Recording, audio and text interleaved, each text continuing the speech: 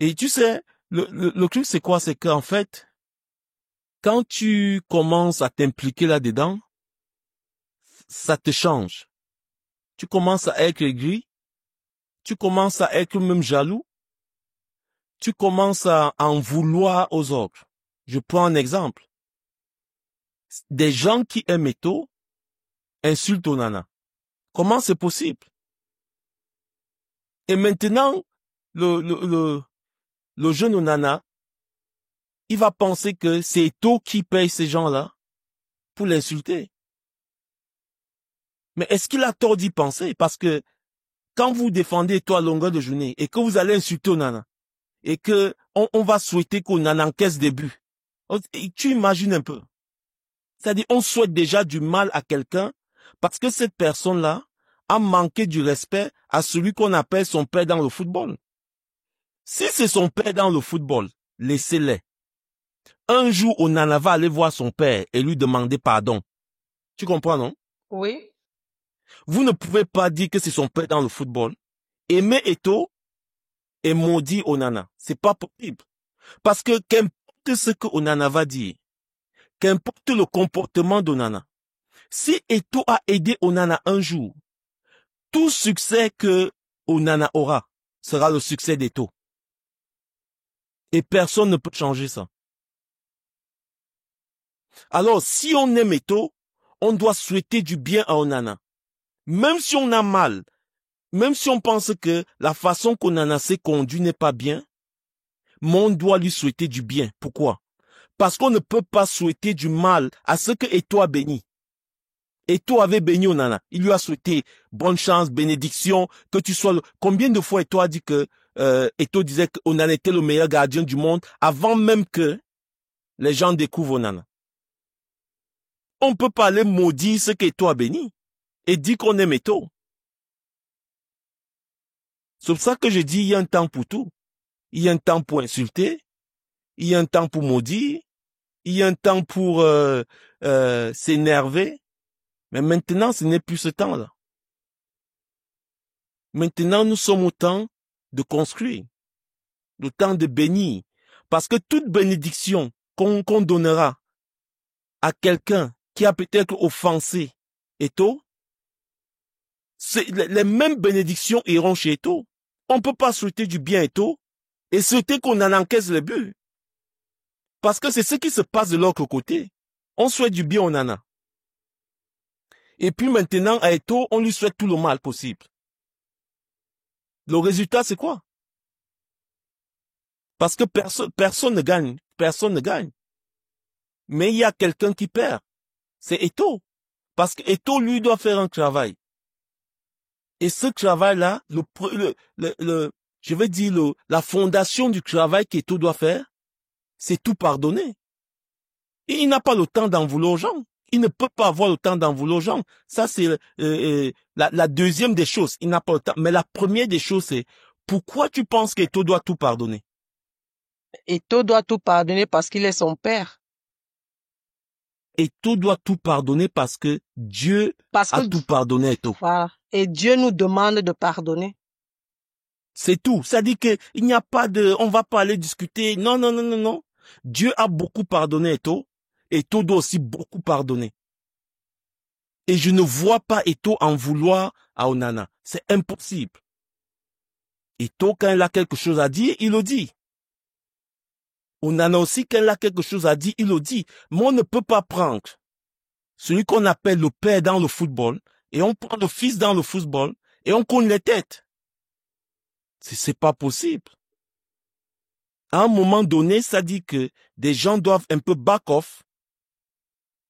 Ils doivent reculer un peu oh, ok, les gars, nous sommes allés un peu loin là parce que nous sommes avec le président de la FECAFOOT et il représente le football camerounais. On ne peut pas se permettre certaines choses. Il doit avoir une certaine classe. Et tout a une certaine classe. Et il doit avoir une certaine classe avec des gens qui le suivent. C'est-à-dire, nous sommes arrivés à ce point-là où des gens vont regarder les matchs d'Onana et souhaiter qu'il encaisse le plus grand nombre de buts.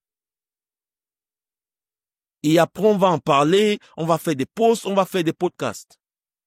Exactement comme des gens de l'autre côté qui n'attendent, c'est-à-dire que ils sont là, ils attendent seulement que Eto'o tombe. Et si Eto'o ne tombe pas, on va trouver autre chose.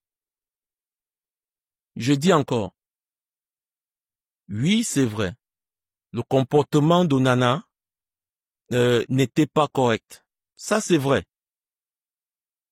Maintenant, qui n'a pas été jeune?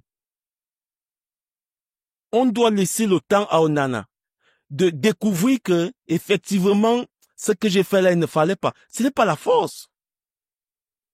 Ce n'est pas la force. Onana peut se fâcher, il peut être fâché pour certaines choses. Oui. Est-ce qu'il a raison? Non. Mais seulement, on doit lui donner le temps de comprendre que non, il ne fallait pas te fâcher. On ne doit pas forcer le gars. Mais je dis encore, nous avons tous été jeunes. Nous avons tous pris des décisions qu'il ne fallait pas prendre. Tous. Nous avons eu des comportements qu'il ne fallait pas avoir.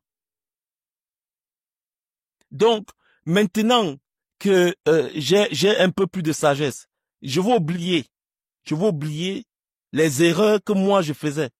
Et puis, je commence à aller chez Onana et dire, Onana, machin. Non. Je comprends qu'Onana est encore jeune. Je comprends que il peut prendre des décisions à la hâte. Je comprends que il peut avoir un comportement qui, du point de vue de notre culture, n'est pas approprié. Mais tu sais quoi? Eto'o a béni Onana. Et personne qui dit qu'il aime Eto'o ne doit partir insulter Onana ou bien maudire Onana ou attendre que Onana encaisse 50 buts. Et être content. C'est surtout ça. Il encaisse des buts et puis des gens sont contents. C'est-à-dire le même esprit qui était derrière de ce qui se passait avec Rigaud, que des gens attendaient que Rigaud puisse échouer. Lorsqu'on ne gagne pas, ils sont contents. On part en Coupe d'Afrique, ils disent qu'on ne va rien faire. Le même esprit là maintenant va chez les gens qui supportent Eto'o et commence à faire la même chose qu'on faisait à Rigaud, ils font ça au Nana. Mais il y a une différence, c'est que tous savent la relation qu'Eto'o avait avec Onana. Alors rien que pour ça, rien que pour cette relation-là, s'ils savent que Eto'o est le père footballistique d'Onana, ils doivent pardonner Onana. Qu'importe ce qu'Onana fait, ils doivent pardonner. Et laisser Onana gérer ça avec son père footballistique. Ils vont gérer. Eto'o ne peut pas renier l'enfant qui est passé sous sa bénédiction. Il ne peut pas. Parce que c'est un plaisir pour Eto'o de voir Onana réussir. Parce qu'on va toujours dire que non, il est passé par là. Il n'y a aucun plaisir à voir Onana encaisser des buts ou souffrir des mauvais résultats avec son équipe. Il n'y a aucun plaisir. Il n'y a aucun plaisir. Ça ne grandit pas, ça ne grandit en rien Eto'o.